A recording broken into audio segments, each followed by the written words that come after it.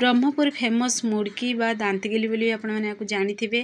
तो full video watch करंतु बहुत ही यूनिक लगे। आज आम पियाज देकी प्रस्तुत करवा नुआ शैली प्रस्तुत करवा दांतकिली रेसिपी। तो देखा जमी सुंदर ये खाया बहुत टेस्टी लगे, बहुत ही क्रिप्सी भी रहिबो। तो थरे बनइले आपको आपण मैंने गोटे मंथ पर्यंत बनई खाइबे। तो चलतु लेट नक रेसिपी आज आम प्रस्तुत करवा। नमस्कार, जय जगन्नाथ झिली कुकिंग को आपण मानक अनेक अनेक स्वागत। प्रथमे आम ये गोटे करेई नवा, से छोट गिनारे गिनाड़ी से बिरी एड करवा। बिरी जी नवा से आम बुट डाली एड करवा, चना डाली एड करवा। आपको टी हल्का कलर चेंज है पर्यंत टी आम फ्राए करवा। तो देखो धीरे धीरे पूरा कलर भी चेंज हो सारा। आपको आम मिक्सर ग्राइंडिंग कर साइड रखीदे। साइड रखी सारिया टे हल्का ठंडा है ग्राइंडिंग कर साइड रखिए। तो गोटे गिना आम ये चाउल पाउडर नवा। तो देखो ये भी आम पाउडर बनी भी सारा, जेहेतु गोटे गिना आम चाउल पाउडर नहीं। बिरी डाली चना डाली भी देखो से गिनार मेजरमेंट हाफ गिना से आम एड कले। अल्प टिके लंका गुंड एड करवा, पुणी से जीरा अल्प एड करवा, हिंगु अल्प एड करवा। जी आपण मैंने क्वांटिटी नहीं से अनुसार एड करेंगे। पुणी कला जीरा एड करवा, राशि एड करवा। गरम गरम से तेल एड करवा, स्वाद अनुसार देवे लुण।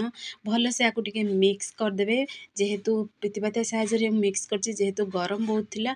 तो ये आम हाथ साहाଯ୍य दुई हाथर हेल्प आम भलसे आपको मिक्स कर गोटे आम खास्ता प्रस्तुत करदे। जमीक आम मुठा प्रस्तुत करवा ना से मुठा होता। तो देखो ये मुठा होता दरकार। तो ये मुझे 3टी पियाज नहीं तार चोपा को बाहर कर दी। पियाज को ये लम्बा लम्बा आम पीसेस आपको कटिंग करदे। कटिंग कर मिक्सर में ग्राइंडिंग कर गोटे फाइन पेस्ट आम प्रस्तुत करवा। ता पूर्व रसुण दबा 10 ରୁ 12 कुला। तो देखो फाइन पेस्ट आम प्रस्तुत हो सारा। गोटे स्ट्रेनर बा जाली नवा। ये जाली साहाଯ୍य मु अल्प टिके पानी देकी छाणी बाहर कर रस को। आपण मैंने चाहिए एमती भी पियाज को पेस्ट को से एड करें डायरेक्ट। तो देखो तार ये खदरा अंश बाहर पर्यंत आम टे भलसे आपको स्ट्रेनर साहाଯ୍य चामच साहाଯ୍य छाणीदे। तो देखो केते गुड़ा खदरा अंश भी बाहरला। तो ये आम भलसे आपको मिक्स करदे। तो देखिए यही समय जब पूरा अधिका सुखा लगुच ताहले आपण मैंने ये अल्प अल्प पानी देकरी गोटे आम डो प्रस्तुत करवा। डोटी देखिए अधिक हार्ड नथिबो कि अधिका सफ्ट नथिबो, से भली गोटे डो हवा दरकार।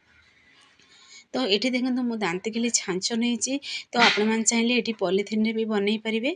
तो ये आम कौन करवा सिलिंडर सेप देदेबा। सिलिंडर सेप दे सारा पर ये देखो मु पूरा सेव छांच प्रथम से एड करची। आपण मैंने चाहिए सेव दांतकिली भी बनई पारे आ स्टार दांतकिली भी बनई पारे। तो देखो मु सेव छांच आपको बनई देखे दूसरी। गोटे देखो ये पेपर प्लेट नहीं। तो ये आम कौन करवा छांच साहाଯ୍य छांच को पैक कर सारा पर आम ये आम देखो सेव छांच प्रस्तुत करवा दांतकिल। तो आपण मैंने चाहिए सेव भी बनई पारे। ये पूरा देखिए टी हार्ड रो बहुत टेस्टी भी लगे, खास्ता भी रो। तो यही प्रोसेस रे मुझे सब दांतकिल बनईकी रेडी कर सारी। गोटे करी आम अल्प टिके तेल नवा। तेल ये मीडियम फ्लेम रे गरम करी आम से एड करदे दांतकिल को। गोटे साइड टिके फ्राए हवा दबा। तो आपण मैंने जमी कलर पसंद आपण मानक से कलर रखिपारे। तो गोटे साइड सीझी सारा पर आम उल्टे दबा। तो सेम प्रोसेस रे आम सब बनईकी रेडी करदे। तो देखो टिके अधिका गोल्डन कलर हो सारा। जदि आप अधिक क्रिप्सी खाया पसंद करती ताहले ये गोल्डन कलर प्रस्तुत करेंगे। तो आउ गोटे स्टेप भी चलते आपको बनईकी भी मुझे देखे दूसरी। तो देखो मुझे पूरा दुई प्रकार कलर ये प्रस्तुत कर हार्ड रे हल्का टिके मुसमुसिया सफ्ट रो। तो आपण मानू जमी पसंद से अनुसार बनइबे। ये देखो मु आ गोटे छांच से एड कली स्टार छांच। तो ये आम स्टार छांच प्रस्तुत करवा दांतकिल। तो देखो सेम प्रोसेस रे आम से बेटर को भरीदे। पुणी थे छांच को आम बंद करदे। बंद करी आम पेपर प्लेट रे ही देखो यही प्रोसेस रे आम दांतकिल बनइबा। छोट बड़ आपण मानू जमी पसंद आपण मैंने ये बनई पारे।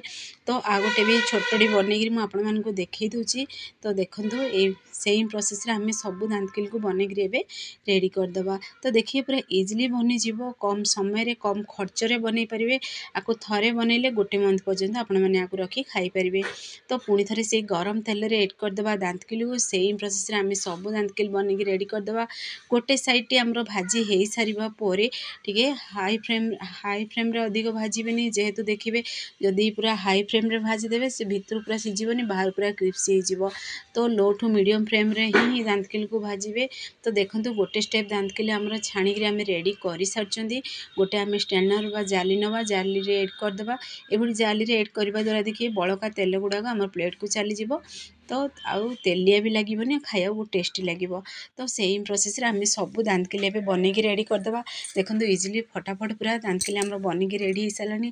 फ्रेंड्स आपण मैंने जब भिडियोटी पसंद आसो निश्चय सांग मानक शेयर करूँ लाइक करूँ। चैनल जदि नुआ अच्छा चैनल को मोर सब्सक्राइब कर दिंतु बेल आइकन क्लिक कर दिंतु जहाँफल मोर सब वीडियो नोटिफिकेशन प्रथम आप पहुँचो। तो देखो मुझे खंड करी देखईदेली केते पूरा क्रिस्पी बनी जेहेतु ये पियाज एड अच्छी तो तार फ्लेवर फ्रेंड्स आप भूल ही पारे एत स्वादिष्ट लगे। तो आपण मैंने जब फेसबुक पेज देखुं ताहले फेसबुक पेज मोर फॉलो करूँ। से पर्यंत रोचे पुणी एक नुआ रेसिपी नहीं आसबि। नमस्कार, जय जगन्नाथ।